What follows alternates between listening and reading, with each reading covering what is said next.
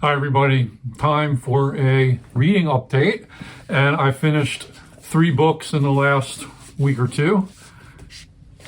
Here they are: Frankenstein, City of God, and Queen Esther, John Irving's newest book. So I'm going to talk about these today, and then I also have some books I acquired at the used bookshop, but let's just get right down to it. City of God. I'm not going to say a whole lot about this for this video because I devoted a whole review to it. I'll link to the review in the show description. This is by Doctorow, and it is, I guess, long story short, a kind of a postmodern novel about the role that religion and the relationship with God plays in modern life. It was written around the turn of the millennium and came out in 2001, and Doctorow is really just grappling with what place do we have for a relationship with God, given the intellectual developments of the 20th century, especially in science, but also the horrific historical and political developments in the 20th century with the Holocaust and totalitarianism, communism, and rampaging capitalism, and all the rest of it. And he devises a very intriguing method for approaching that topic, coming at it from all different sorts of angles. I was impressed with City of God. I think it's one of Doctorow's best books that I have read. I've read about 5 of them, I think, and it was a very strong effort, but it's not for everybody because it's a bit challenging to read. It's all over the place, not a traditional narrative. It's what I would call a modular narrative, and I get that term from a creative writing book that I once used for teaching as a shadow text. I got some good ideas out of it, and I believe the book was written by Madison Smart Bell, I think his name is. And he talks about linear narrative, which is the kind of storytelling that most of us are familiar with and at ease with. It's kind of chronologically told, more or less. Maybe you have some flashback scenes. But then modular narrative is where the storytelling is really organized around concepts or a theme. It's not linear. Things are packaged differently. There's these nodes. And there's different ways you can write modular narratives. But I always thought that was a term that made sense to me when teaching creative writing and thinking about my own creative writing. There's so many ways that you can write a novel, and especially in the 20th century with modernism and then postmodernism, writers were really experimenting with different ways to tell stories. And so there's a lot of stories rattling around this one. It's a kind of a mess at one level, but on the other hand, it's conceptually really sort of fun to read as long as you can get comfortable with the relative plotlessness of it, and you're just going to go along for the ride. Anyway, that's City of God. I've also read Frankenstein, reread it. This is the 1831 edition, and it's a Penguin Classics, an earlier Penguin Classics. This was published 1992 for this edition with the cream border. This is edited with an introduction and notes by Maurice Hindle, and it is the 1831 text, which is the most common that you're going to see out there in most editions. This was sort of Mary Shelley's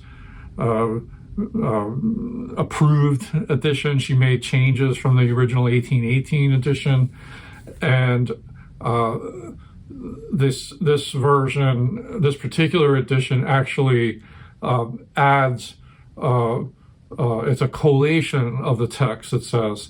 So in an appendix, you get to see the major passages that were changed between the 1818 and the 1831 edition. So if you're interested in how it was remixed, you can get a flavor for that. One of these days, I'll grab the 1818 edition because some people think that's like a better reading than the 1831. I can't weigh in on that debate at all because I've only read the 1831 edition, but it's nice to get the snippets from the 1818, at least in the appendix here. But anyway, it's a great book, really great book, and it was so much fun to revisit this. Why did I pick this off the shelf? Because it sort of cut the line here. I've got so many books on the stove right now, but this one was because I was reading on Substack, someone did a review of the new Frankenstein film, which I believe is streaming on Netflix, and I don't know who the director is. I apologize, and I can't remember the Substacker's name either, so I apologize for that. But they did a critique of the film and comparing it to the book, and even though I haven't seen the film yet, I felt like I'm going to agree with this reviewer. Like, what the way they wrote it, it convinced me that what they were seeing and the criticisms that they were launching at the movie version, I would probably be in agreement with them. They were critical of it, although they appreciated the aesthetics of the film. They had some problems with it. But I don't want to comment too much on that because I haven't seen the film version yet. It made me want to see the film, though, and do my own comparisons. But anyway, back to the book. It had been, a long time, maybe 25 years since I've read Frankenstein. And it was great fun to come back to it. A lot of people were putting this on their TBRs on BookTube around the time of October and Halloween month and all that.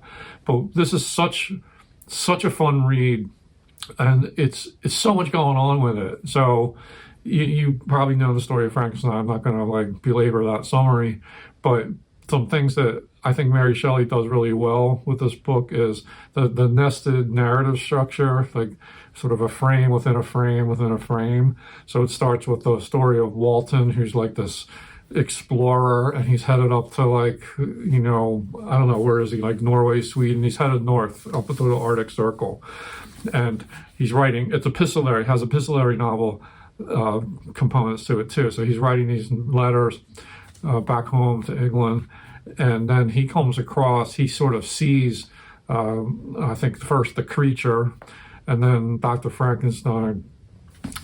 He is picked up along the way. He's kind of tracking the creature.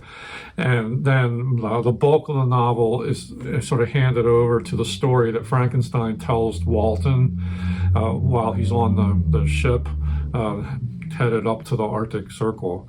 But then within that narrative, you have nested the creature's story. So he becomes a narrator, so story within a story within a story. And there's multiple layers, and that's just readers like that. I think it's a novel structure, and it works really well. And then you sort of back out of that, so you sort of end back with the Walton narrative, and that's pretty well handled. I mean, let's face it, Frankenstein spearheads two major genres of fiction: horror fiction, gothic horror, and also science fiction, and it's just a great exemplar of those genres. What also impresses me a lot about Mary Shelley's work here is the ideas. So the grappling with the ideas of, can we take science too far? What ethical obligations do we have if we were to create life? The subtitle of this is The Modern Prometheus. So Prometheus was the god who gave fire to human beings in Greek mythology. And that created a lot of opportunities for humans, but a lot of suffering and consequences resulted from that. The gods weren't too happy that Prometheus handed fire-making abilities over to human beings, and that was all symbolic of our ability to use our minds, to use engineering technology to make new things, to make our lives more productive and better and all that. So this is a cautionary tale about sort of science overspilling its boundaries and the consequences of that. What I also like is the characterizations of Frankenstein and the creature. And Frankenstein's a real troubled soul. He's got ambition. He's very swept up with acquiring new knowledge. He wants to try his hand at all creating life and applying new principles, new at the time, new principles of electricity and so forth, and trying to infuse matter with like the vital spirit and all that. And he's in a lot of ways an evil character, a monster in his own right. And then, of course, the creature is arouses a lot of sympathy too, because this is a creature who was brought into this world and is left to fend for himself. He has to learn everything on his own. He's an outcast. He's a monster. Everyone is terrified of him, and you can really, when he tells his story, you can really feel for him. The plight that he's under, but he's also a monster. He also does some very nasty things. He's on sort of a revenge tour, and he's got anger management problems, and he's got a dark side too. So the ambiguity of these characters and the dynamic between the quote father and the quote son, or the maker and the creature, is fascinating. And I think there are psychological dimensions in this book that you can't miss, that psychoanalysts would have a field day, and I'm sure they've written tons of books about Frankenstein, that you can really mine this book for so much. There's like so much going on that can just grow or stem from this, that it bears up to a rereading really well. So now that I've read this book, I'm ready to watch the film version. So if I have something like half interesting to say about the film adaptation, I'll revisit this topic and we'll talk about Frankenstein again all by itself. Now let's turn to a new book. This is John Irving, Queen Esther. This one blindsided me. I didn't know John Irving was coming out with a new novel. I got word maybe a few weeks ahead of the publication date, which was in early November, I think. And I popped over to Barnes & Noble and picked up my hardcover right away, because I had just finished the Cider House Rules in the fall. Really, I think I finished that maybe in September or October. And I consider myself a John Irving fan. I've read a bunch of his books, not all of them yet. But this book is somewhat hyped as being a sequel to the Cider House Rules. So the timing was perfect for me, because I had just finished the Cider House Rules, and I really liked it. It really grew on me. But it's a little bit inaccurate. This isn't exactly a sequel to the Cider House Rules. It's tangential. So the orphanage from the St. Cloud's orphanage from the Cider House Rules figures in at the beginning of this novel. Queen Esther, this character here on the cover, Esther, Jewish girl, she is an orphan, and she ends up at that orphanage. And we do get to see Dr. Wilbur Larch from the Cider House Rules. He plays a small role in this book, but he is by no means the main character. And once Esther leaves the orphanage, that's pretty much the end of that. So you don't really come back to it at all. Esther is this Jewish girl. Her mother was brutally murdered. They are sort of like refugees or emigres from Europe, and they end up in Maine. And shortly thereafter, the mother is murdered, and by anti-Semites. Anti-Semitism is a big theme in the book. And Esther ends up at this orphanage. And then she's at that orphanage for quite a while. And then when she's, I'd say maybe around 13 years old or so, give or take, she becomes kind of like a nanny type figure for this other family. And they are sort of some of the main characters in the book, and the Winslows, right? It's a kind of an odd book, because this Winslow family, they have they have like three daughters, but then like many years later they have another daughter, Honor, her name is, and they need they've always had like hired help to help take care of these kids, so that's why they bring in Esther to take care of Honor. And then Esther actually sort of vacates the plot. Like she then, when she's older, she kind of goes off to Europe, to Vienna, and then after that to Israel. She's got this sort of intention to like get back to her roots and go back to Jerusalem and so on and so forth. And it becomes pretty clear through all the mentions and allusions that it seems like Esther is a spy, or she's working like either maybe as a Nazi hunter or as an informant or working for the Mossad. And this novel takes place over the course of the 20th century, and up until around, I think, 78 or 80, early 80s.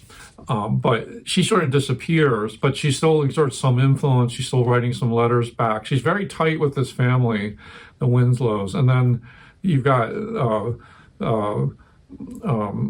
lots typical John Irving stuff, like probably to a fault, but you've got orphans, you've got sort of oddball family dynamics, you've got a lot of like variant sexualities in play. You've got a woman who's asexual but wants to have a child, so then another character bears a child for her, and then so you have characters who have like multiple parents, like two moms and so forth, and it's all over the place with that. And there's wrestling in here. Like John Irving, he keeps coming back to these same like plot devices or scenarios or settings. Vienna figures very prominently in the novel because Honor's son, James Winslow, or Jimmy, he is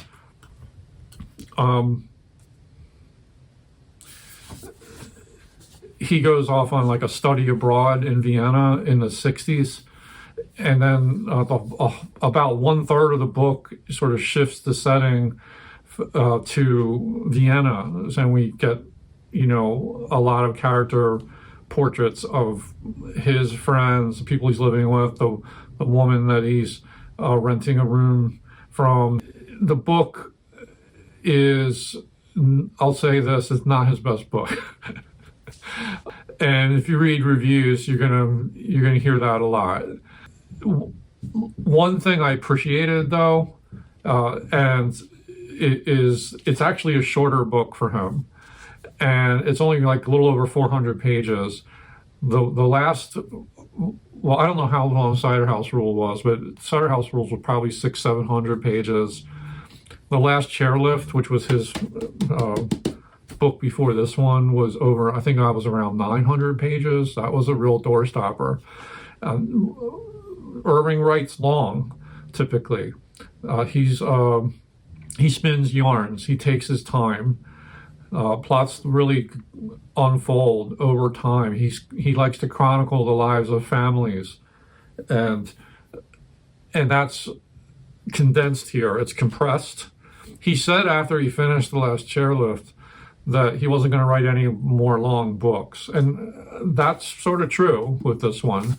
I did appreciate the fact that the chapter lengths were much shorter than for a typical John Irving book. So an average chapter length here might be like 15 to 20 pages, whereas in other books like the Cider House Rules, I don't know, it felt like you'd be like 35, 40 pages per chapter.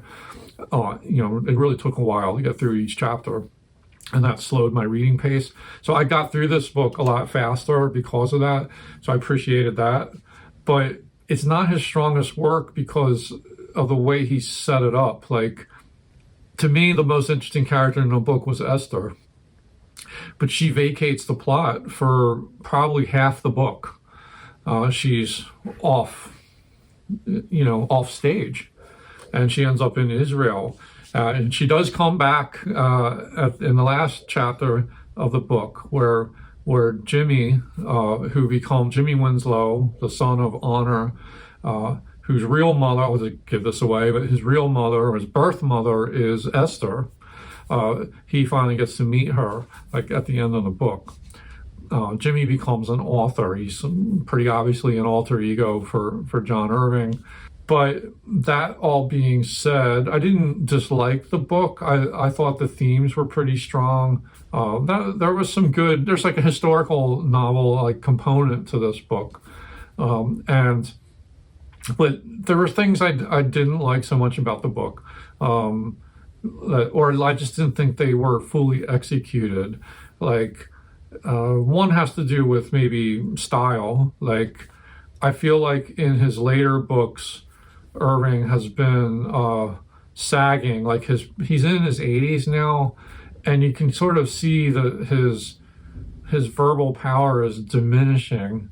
You compare that to a book like The Cider House Rules, which was written in his prime, and you can see the difference. It's really pretty obvious that he's declined, and you kind of want an editor to intervene and help shepherd these books along and maybe make them a little bit tighter, a little bit stronger.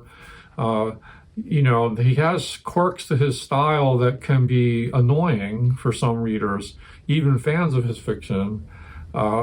So sometimes, especially in the middle of the book, I thought he was just spinning his wheels, like that sort of section that was about Vienna, where young Jimmy is a student, and there's so much in there about him like losing his virginity, and then he's going to father a child for someone who wants a child, and it's kind of like a doubling effect of what Esther and Honor did producing him. Like, that was all there. There were many fun moments in that, some good humor. There was stuff of interest, but I felt like the plot really stalled out, and Jimmy is just not as interesting of a character as Esther was. So you feel like the person I really want to be following is Esther, who's probably having all these like spy adventures with Mossad and what's going on with Israeli politics and Zionism and the state of Israel and all that, and Nazi hunting maybe and stuff like that. And these things are just kind of like vaguely alluded to. And meanwhile, you're just kind of like stuck, like waiting for this kid to lose his virginity. And, and then there's not a whole lot of like interior psychology to kind of keep you fully invested in the book. So it has flaws that way. But I read some other reviews that people wrote. Some people were complaining about the length, and I'm like, have you read other John Irving books? Because this actually is comparatively short. Like, this moved along.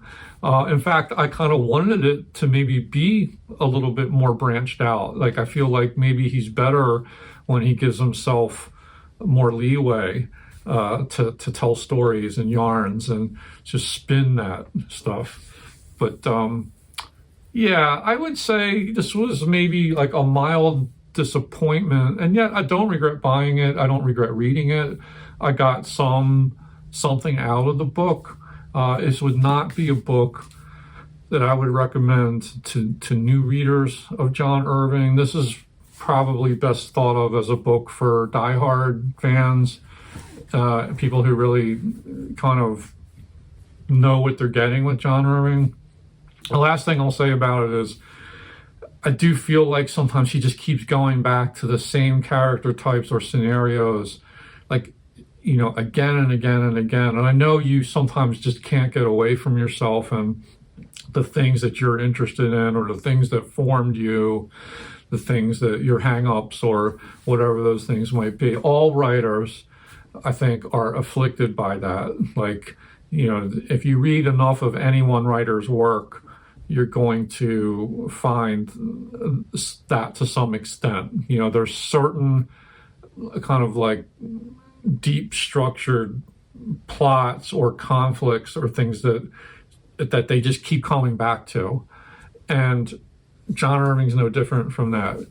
But sometimes you want maybe him to try a little bit harder to maybe like push a little bit farther outside of your wheelhouse and try something different.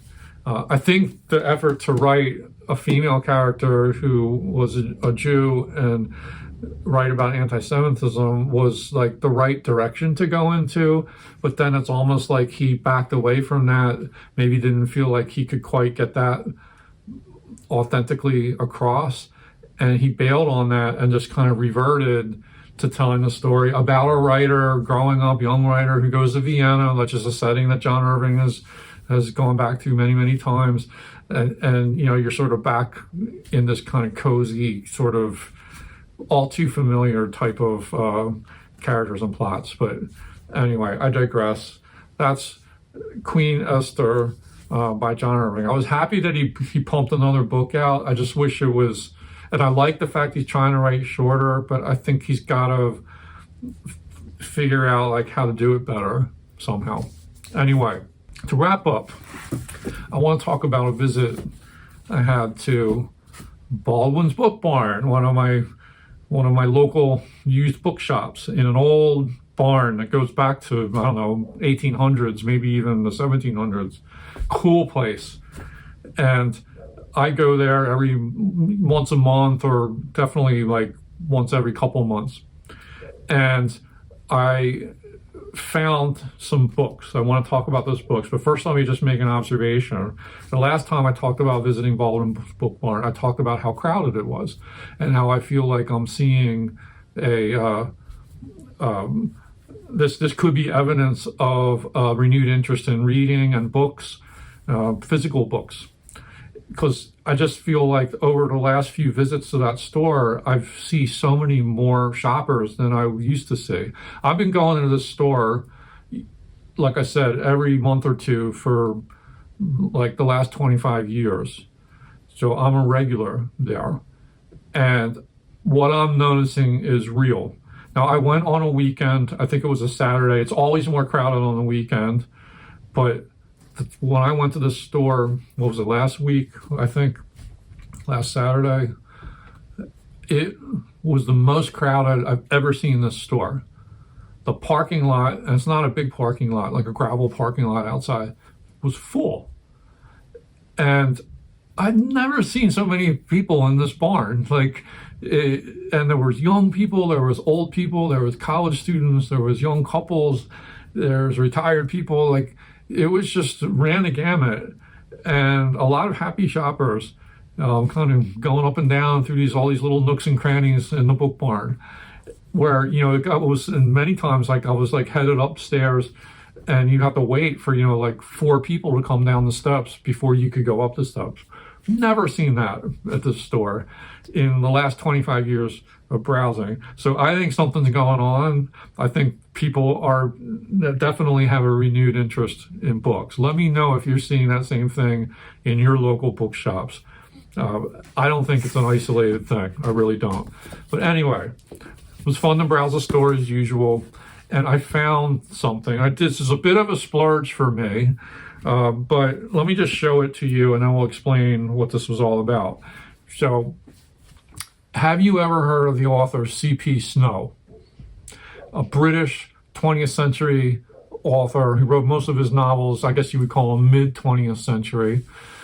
And a lot of you maybe never heard of him. Most of his books are out of print. You can still get them as ebooks, but that doesn't really count. The one book that you may have heard of, or I think that his reputation still hinges on, is not one of his novels, but I think it's a lecture that he gave called I think it's called The Two Cultures, or The Twin Cultures, or The Two Cultures, where he talked, and I don't think I've read this, I will eventually, but it's sort of about the split between like the sciences and the humanities. And it's a theme that's had resonance, and it sort of triggered some debate at the time that he made this lecture, which was maybe in the late 1950s or late 1960s. It probably was prescient too, given like the state of affairs that we find ourselves in these days. That's like the only thing I think that he wrote that it may still be in print. But he wrote tons of books. I've always been a little bit curious of him, just for a personal reason, because when I was a kid, there were some bookcases in my bedroom, and most of those books were like my dad and my mom's books. And my dad, for a while, probably before I was born, had been in the Book of the Month Club. So he had a lot of Book of the Month Club books there, maybe a couple dozen of them. And there was a C.P. Snow novel that was one of those books. And I think it was his novel called The Affair. And I remember like being taken with the dust jacket of that book. I used to look at it and think about it. And I'm like, who is this guy C.P. Snow? I never heard of him. Like, we don't talk about him in school at all. And there were lots of the titles on that bookcase that were kind of unfamiliar like that. And I was like, I never read it. I just sort of looked at it. And it was always planted seed in the back of my mind, like, oh, maybe I'll get around to trying him out someday. And then, I don't know, maybe like 10, 15 years ago, I was at a local used bookstore here, and I picked up a small stack of old vintage Penguin paperback copies of some C.P. Snow novels, thinking the same thing, like, I really should give him a try.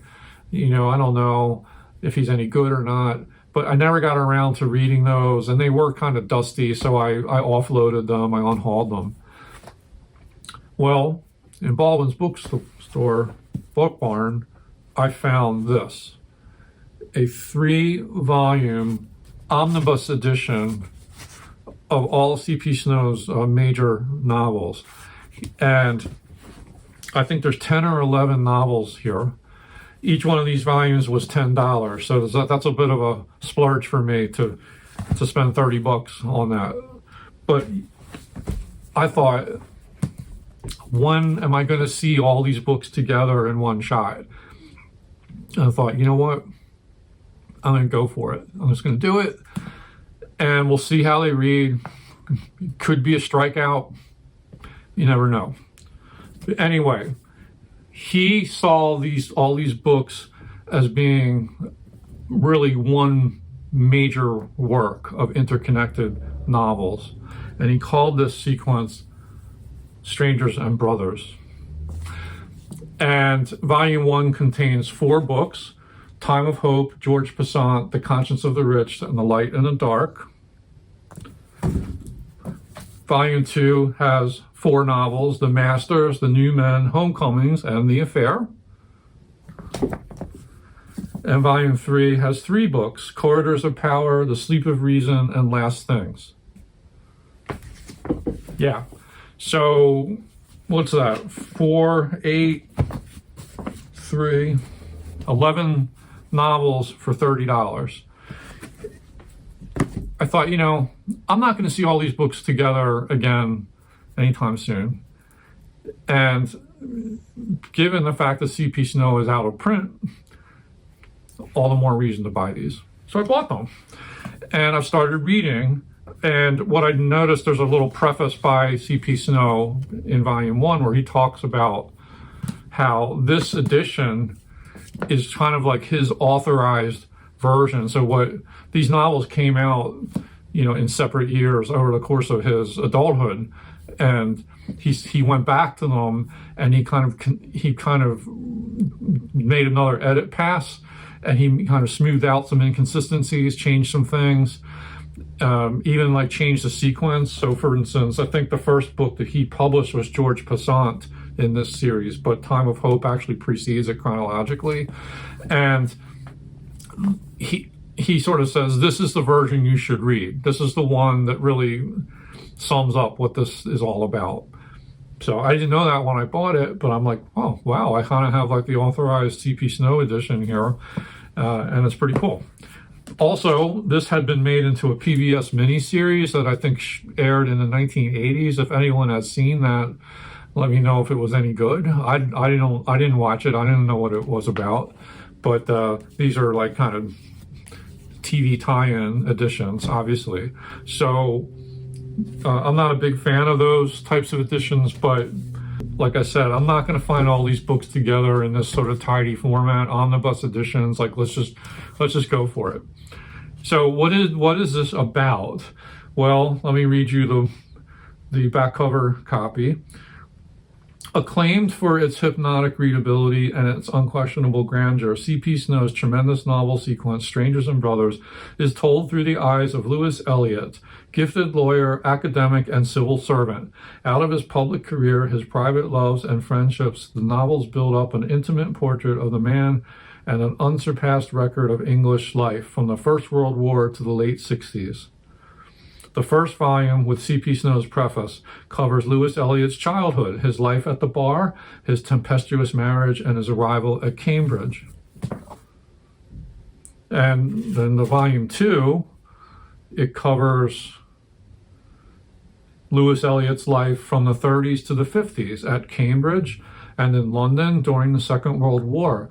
Eliot's university career, with its brilliantly penetrating account of Cambridge life, college politics, and intrigues, is interrupted in the war years. Sent to London, he becomes caught up in the world of scientists, politicians, and spies at work on the H-bomb, the most terrifying research of our time.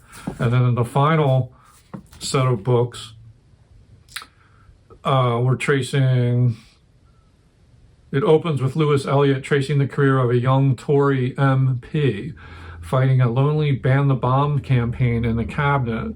From the corridors of power, the world of press lobbies, country house parties, and driving ambition, Eliot turns back to his boyhood home. He takes up an old friendship, becomes involved in a devastating murder trial, and then takes time off to reevaluate, as in Last Things. Takes time off to reevaluate. As in Last Things, C.P. Snow brings the sequence to a triumphant conclusion.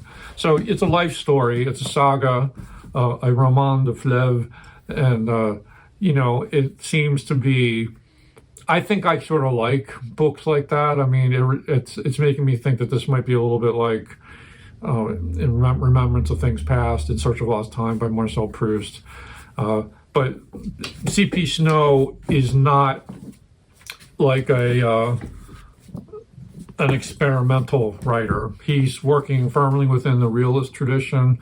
I started reading Time of Hope, and I'm about 65 pages into it so far, and I'm really liking it. It's just sort of gently narrated, very well written, but not flashy, not mannered, very carefully drawn character portraits, scenes from his childhood, his family life, especially his family life, his relationship to his mother and his father. And, we're sort of well on the way now to him kind of coming of age, making his way into his education and what goes beyond that. But I just feel like, this is my impression of C.P. Snow right now, very early on, is it's very middle class. This is just very sort of straight middle class British realist fiction set in the 20th century. And it's going to chronicle this man's life and all the characters that he comes across. And if you like fiction like that you can just live with for a while, maybe this would be of interest. I don't know if it's going to hold my interest over 11 books worth, but I've kind of thought this is kind of good bedtime reading for me. I can read 1, 2, 3 chapters and just sort of move the story along. And so far, it's going really well. I'm liking what I'm reading, which now brings up the question, why is C.P. Snow out of print? This guy, devoted his life to writing this like major work. And I don't know if it's a case where this is just going to feel more like a period piece, where it just, some books just don't have legs. They don't have the endurance of a long distance runner. And maybe I'll find that to be the case. Or maybe this is just one of these other writers who falls through the cracks. And I would put him maybe in the same tribe as a writer like Lawrence Durrell or John Gardner and others. forgotten, relatively forgotten, more obscure, falling out of print authors. And we'll see. I mean, when I finish these books, as I work my way through them, I'm sure I'll talk about them on the channel. But I thought this was a pretty good score because, yeah, it would have been nice to have like the versions, the hardcovers with those kind of cool book jacket designs. But, to buy like 11 of those, and that would take up way too much shelf space. So, and especially for an author I'm not even sure I'm going to like over the long haul. But this bodes well for me. So yeah, that was my update. 3 books finished. Lots of other books that I didn't have time to talk about that I'm actively reading. And then the CP Snow is my new pickup. What have you all been reading? Do you have comments on these books? Let me know in the show description. As always, thanks for watching. Hope you're well. Peace out.